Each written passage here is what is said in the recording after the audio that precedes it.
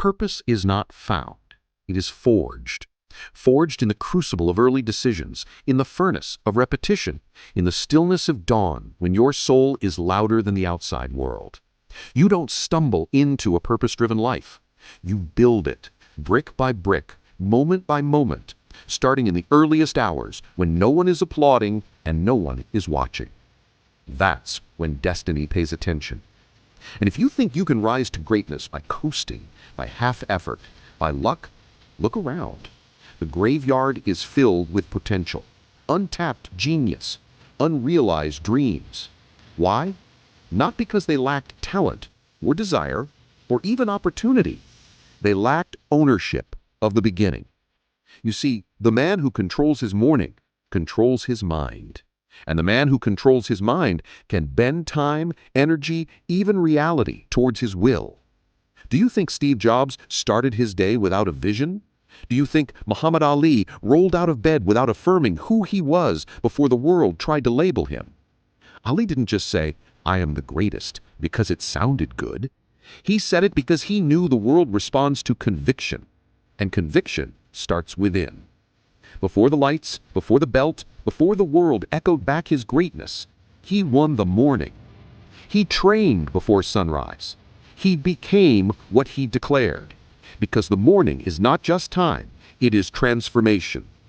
You either rise into alignment with your highest self, or you descend into autopilot, letting the winds of life blow you into places you never chose.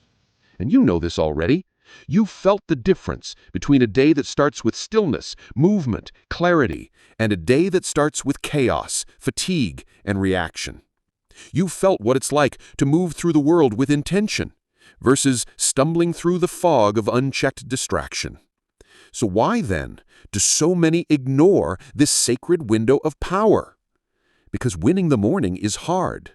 Not because it requires physical strength, but because it requires spiritual courage.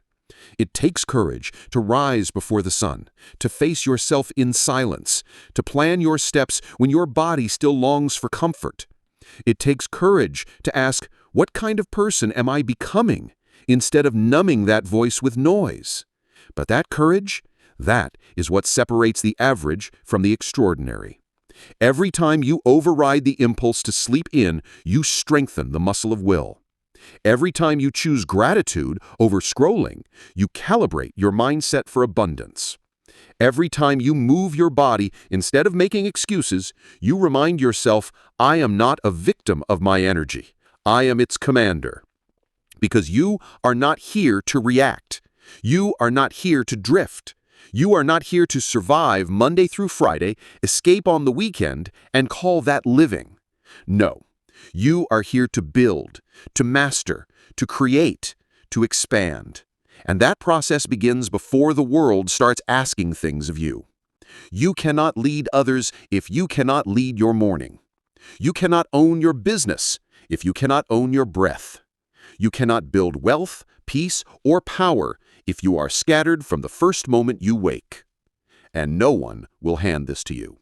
There is no magical routine, no shortcut, no cheat code.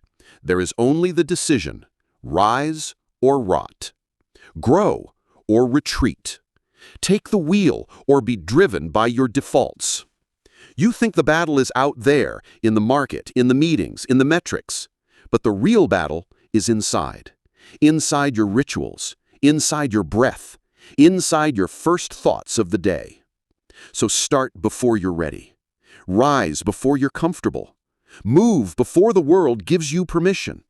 Because momentum favors those who initiate, not those who wait for motivation. You don't need a miracle. You need a morning, owned, directed, shaped with discipline.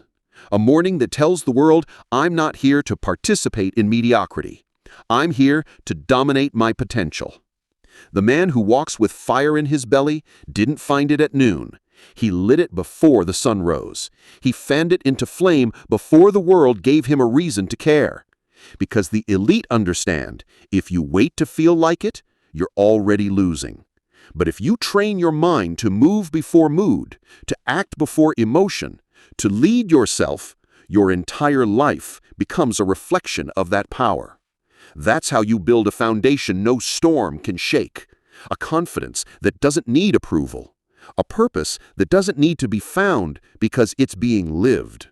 So tomorrow, when the alarm rings, don't ask, "Can I do this?" Say, "I am doing this because I am becoming who I was born to be." You don't need motivation. You need momentum. And momentum starts with the first win, the first breath, the first step. Win that, and the war is yours. There's a reason so few live legendary lives. It's not because they lacked opportunity. It's not because fate chose others instead. It's because they lost too many mornings. They surrendered the opening of their day to distraction, to delay, to doubt. And without realizing it, they surrendered their edge. Because your edge isn't built in the spotlight, it's carved in the shadows. It's forged when the room is still dark and the rest of the world is still sleeping. When your legs are heavy, your mind groggy, and every excuse sounds like music. That's when the decision matters most. Will you push through, or will you press snooze on your future? The most dangerous phrase in the language of failure is, "just this once." Just this once I'll sleep in. Just this once I'll skip the journaling. Just this once I'll check my phone first. But every just this once becomes a habit, and every habit becomes a lifestyle. And your lifestyle becomes your legacy. So no, it's never just once. It's the difference between drift and destiny, between the man who merely exists and the one who builds an existence worth remembering. Think of Abraham Lincoln. Do you think he waited for motivation to strike before sharpening his thoughts, studying philosophy, preparing his convictions? No. He wrestled with ideas at dawn. He fought his inner conflicts in silence. And when the time came to lead a nation through its darkest hour, his mind was already trained, his soul already tempered.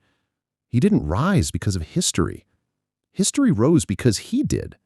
That is the power of ownership. That is the power of starting strong. That is the fire you light when you win the morning. And this isn't about hustle culture. It's not about grinding yourself into burnout. It's about alignment between your intention and your action. You say you want greatness? Then your mornings must speak greatness before your lips do. You say you want peace? Then how you begin your day must reflect that desire, not contradict it. You say you want purpose? Then begin by doing what most refuse to do, showing up for yourself, before the world even has a chance to distract you. Because in this distracted world, focus is a superpower. And the first moments of your day determine whether your focus belongs to you or to the digital chaos of other people's priorities. You don't need to copy someone else's morning routine. You need to own your mind. Maybe it's 10 minutes of silence. Maybe it's movement that shakes off yesterday's weight. Maybe it's writing the vision that pulls you forward like a gravitational force. Maybe it's prayer, or breath work, or reading something that feeds the fire. But it must be yours. It must be sacred, and it must be consistent. Because discipline is more valuable than motivation. Discipline shows up when you don't feel like it. Discipline doesn't care if it's raining, if you're tired, if the bed is soft and the night was long. Discipline stands at the door of greatness and says, you don't pass unless you earn it. And what earns it is your ritual. Not once, but every day. Over time, this consistency becomes identity. You no longer try to be disciplined, you are disciplined. You no longer force yourself to rise early, you crave it. Because now you've tasted the power of a head start on the world. You've felt the pride of stacking silent wins before others have even opened their eyes. You've walked into your day with clarity instead of chaos. You've responded to life with intention instead of reactivity. And when you live this way long enough, a shift happens. People ask, why are you so calm? Why are you always 2 steps ahead? Why does it seem like things just work out for you? They won't understand that while they were arguing with their alarm clock, you were setting your mind like flint. While they were lost in notifications, you were nourishing your spirit. While they waited for the world to inspire them, you became the inspiration. That's what happens when you win the morning. You win the day. You win the week. You win the war. Not by chance, but by choice, repeated until it becomes second nature.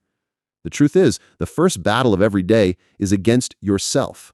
the weaker you, the lazier you, the undisciplined, distracted version of you. But there's another you, the one who is focused, driven, and aligned. The one who sees clearly, acts boldly, and walks with unshakable confidence. And the one you feed is the one who wins. So rise with resolve, move with meaning, and before the sun even touches the horizon, let your actions declare to the universe, I am not here to survive. I am here to lead, to build, to conquer. You don't need permission. You don't need applause. You just need to start before you're ready, because readiness is not a feeling. It is a consequence of movement. And movement begins when you refuse to waste another morning.